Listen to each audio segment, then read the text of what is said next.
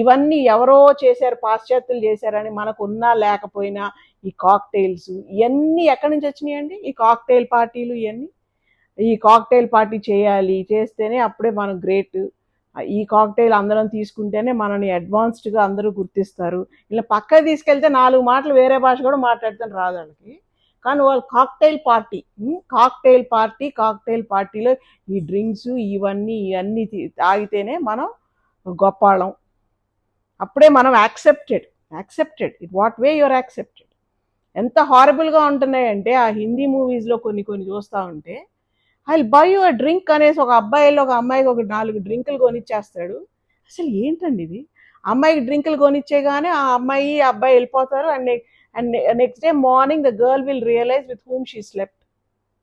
పొద్దున్న లేచాక తెలుస్తుంది అమ్మాయికి అసలు అంటే ఆ అమ్మాయి ఒక స్పృహలోనే ఉండదు. అంటే ఏంటి, ఎక్కడికి వెళ్తుంది ఈ సమాజం? అంటే మనం ఏం చేస్తున్నాం అనేది కాన్షియస్గానే చేయట్లేదు.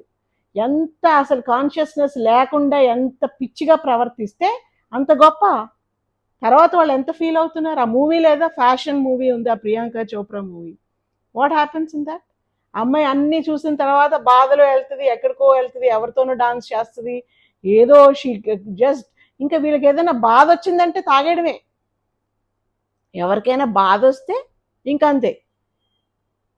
And just intoxicate yourself with alcohol or whatever that comes, and later you do not be in a state of consciousness and just go. And where are you going? You're doing all sorts of things. Next day morning you realize that what have you done to yourself? Are you going to feel good about it or bad about it, or you want to be detached with the whole thing? ఏం చేస్తున్నారు మీరు? with whom are you associating yourself? ఒక ఇది అనేది ఉండాలి కదా. ఏదైనా కూడా let it be anything, it should be a conscious decision, a conscious enjoyment. ఇట్లా ఎవడో సబ్కాన్షియస్గా అన్కాన్షియస్గా ఇట్లాంటివి చేయకూడదు. ఇట్లాంటివి చేయడం వలన వాళ్ళ లైఫ్నే రూయిన్ చేసుకుంటున్నారు. సో ఈ సినిమాల్లో అంటే బహుశా జరుగుతున్నవే వాళ్ళు చూపిస్తున్నారు, కానీ దీని నుంచి యువతని కాపాడాలి. ఇప్పుడు ఈ కార్పొరేట్ కల్చర్లో కూడా ఇవన్నీ పెట్టేసేసి ఇవన్నీ ఉన్న ఈ డ్రింకులు కొనేయడం, డ్రింకులు పెట్టేయండి, ఇవన్నీ చేసేయండి అంటే వీళ్ళకి ఎడిక్ట్ అయిపోతున్నారు. అదే గొప్ప అనుకుంటున్నారు.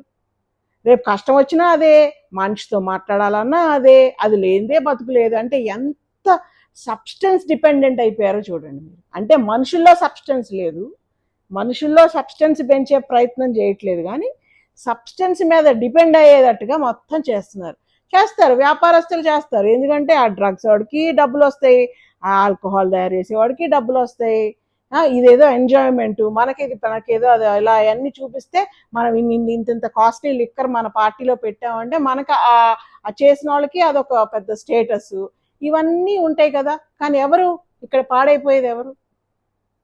రేపు మీకు ఏదైనా వస్తే మీరు కోప్ చేసుకోవడానికి కోపింగ్ స్కిల్స్ ఉంటాయి. పాజిటివ్ మెకానిజం ఉంటుంది, నెగిటివ్ మెకానిజం ఉంటుంది. This is negative mechanism, negative way of coping with stress, negative way of entertaining yourself. It's not a good way of entertaining yourself in any way. You are depending on a substance to make you happy, means you are not happy from inside. You have to make yourself happy in any environment that you have to learn. అవన్నీ ఎక్కడి నుంచి వస్తాయి? మన దగ్గర ఉన్నవి బోల్డ్ అని ఉన్నాయి మన దగ్గర అవన్నీ చేయడానికి.